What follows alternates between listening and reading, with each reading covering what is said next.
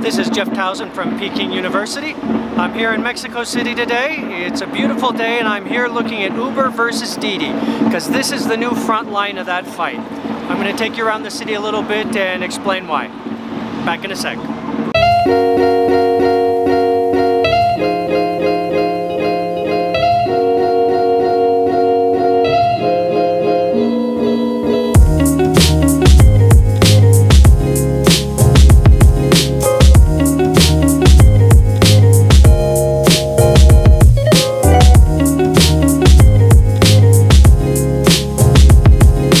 It's a nice day here in Mexico, but if you didn't hear, there was a very big earthquake last night.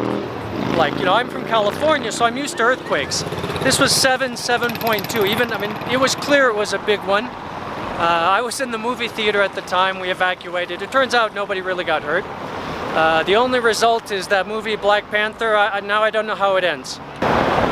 Okay, so why is Uber versus Didi about Mexico right now?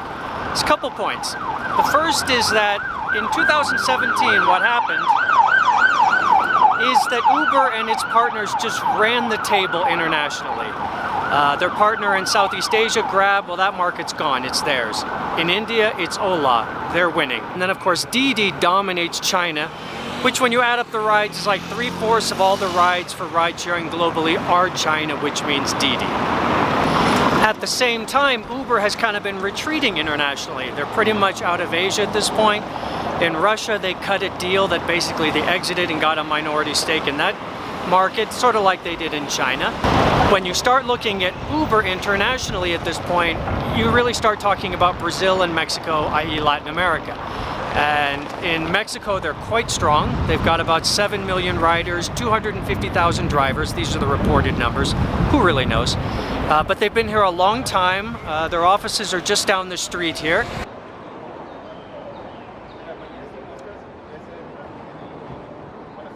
So they're very entrenched here. And then in addition, they're very good in Brazil. So, you know, their three largest cities are apparently Mexico City, Sao Paulo, and Rio de Janeiro. Okay, so that brings us to Uber versus Didi in Mexico. Why does it matter? Because the way I've described it, Uber today kind of internationally looks a lot like Brazil and Mexico, and that's most of the story. And Didi has done very interesting things in two places in the last month: Brazil, Mexico. In Brazil, they bought out their partner 99. They owned a percentage of it. They've bought the whole thing. They own 100%. They've never done that before. It was last month. And then similarly, they've announced that they're opening directly in Mexico, their own offices. They've never done that before outside of China. So two big moves in the two markets that seem to matter. And that's why I think this is a big deal. So actually, this is the WeWork office. This is where Didi has apparently taken quite a lot of space. I've been sort of hunting around. Rumors have it, not rumors, I know they're true. They've been offering Uber employees, certain ones, 2 times their salary to leave from Uber Mexico and go to Didi.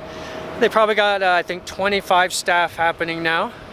And they're starting to ramp up and target drivers, and that's going to be most of the fight here, is getting drivers. Okay, it's a little bit hot here. I got to go find some coffee. Okay, I found a coffee place. This is actually one of my favorites. Estación de Cielo. It's really good coffee. Lots of different types, most of which I honestly don't know anything about. Okay, much better now. Take a look at that. So good. I feel much better.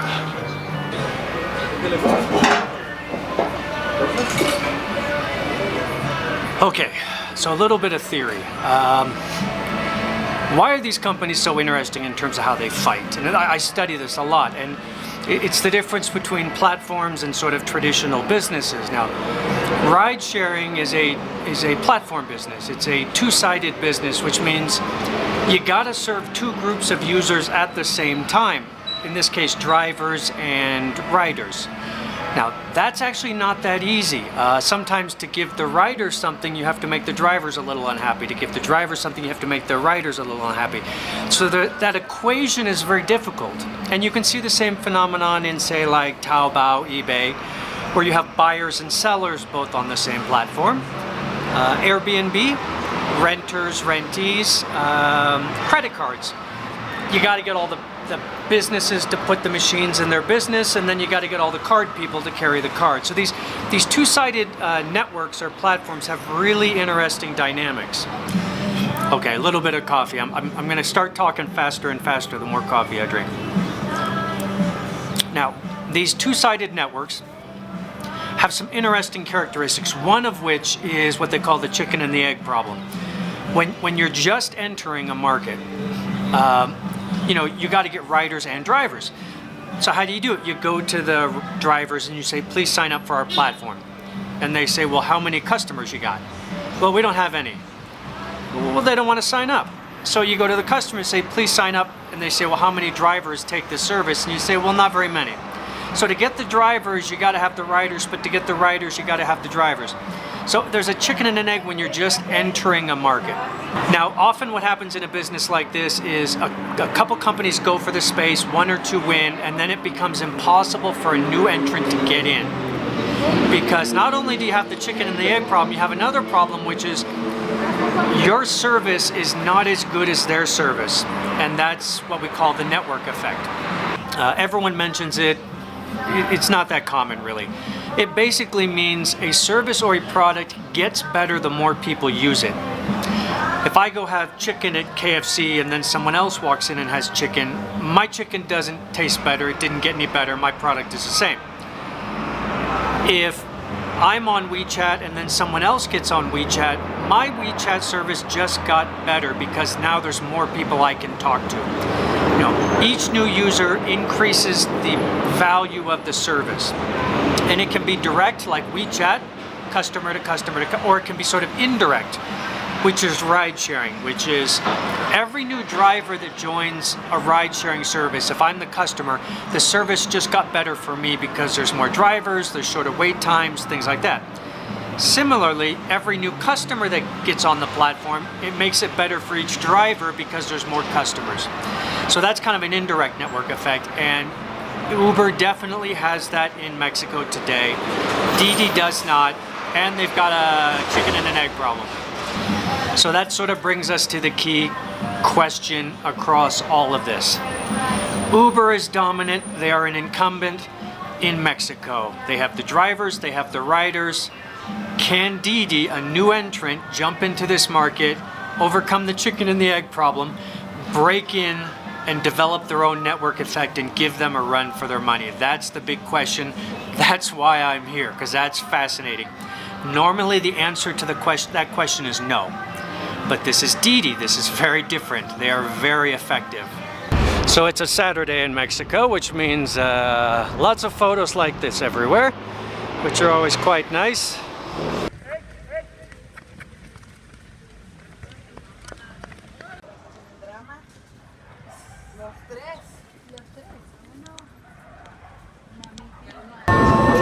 Well, I'm in Zocalo now, which is the sort of the famous landmark, the big plaza. I'll give you a little look around. It's that flag is actually like enormous. There seems to be some sort of like competition in the city of who has the biggest flag. They're ridiculously big. So a couple factors I think when you look at Didi in this scenario, because they are not a normal, you know, competitor by any means. One thing that jumps out at you, they have huge scale. You know, their ride volume on their platform, you can probably take the rest of the world, add it all up, and Didi's probably twice as big as that. I don't know their exact numbers, but it's in that range. They have huge scale, and that really does matter when you're building an IT platform that you can then lever into other geographies. Second thing you'd look at is management. Their management is very good. Like I'm afraid of them. I would never compete with them. Where have they made any mistakes? They won in China. That's really hard. Then they went international. They did well in Southeast Asia. They did well in Asia, in India. They're doing well in Latin America. I mean, where are they? Where are the mistakes? Now, ask yourself the same question for Uber. What mistakes have they made? Well, three things just came to mind. They've been having some issues. So the management team is great. And then I think there's the big advantage they have, and I think this is going to be the big one, which is they have an unbelievable amount of money. They just did a $4 billion raise in December and November.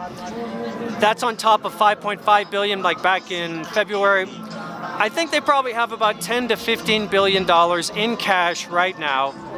I don't know any startup that has ever had that much money in the bank. And you got to compare that to Uber, which reported a $5 billion loss for 2017. How much money do they have left? And how willing are their investors to write big new checks right now?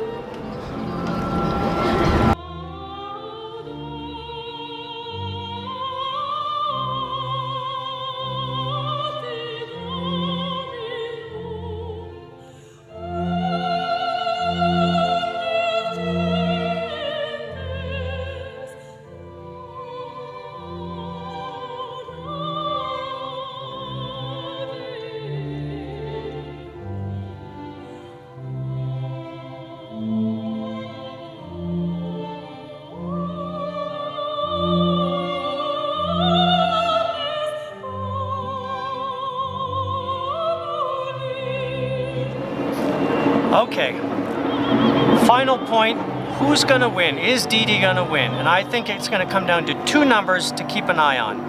Number one, money spent. In China there was a money war, in other markets there's a money war. If Didi decides to start a money war in Mexico or Brazil and starts really using that capital, I don't think Uber can or would be willing to match them. Are they going to spend $500 million or $1 billion to keep Mexico? Didi can outgun them at the end of the day. Second number to look at is driver retention. This is actually a big deal in Mexico. There's something like a 75% churn rate for drivers here every 3 to 4 months. So you have to constantly attract drivers, get them, but then you lose them. So there's going to be somewhat of a fight for retention, which is going to be a lot about money as well. You give them higher pay, you give them insurance and other perks. So watch those two numbers, money spent and driver retention numbers in Mexico. I think that's going to tell you who's going to win, and you can kind of see ahead of the curve a little bit.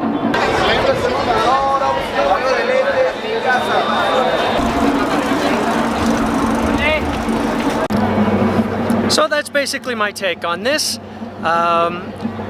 One maybe wild card, which is in this whole scenario, which is SoftBank. SoftBank owns parts of all these companies, Didi, Uber, Grab, virtually all of them. So you could see if this turned into a money war for Latin America, you could kind of see that they might step in and say, let's not use our money for this. So that's a little bit of a wild card. That's one I'm keeping an eye on. Otherwise, that's it. I'm going to be here in Mexico for another couple of days. I'm going to the official Mobike opening here. I'll put some video up for that. But otherwise, that's my take. Thank you so much for watching. This is Jeff Towson from Peking University in Mexico City.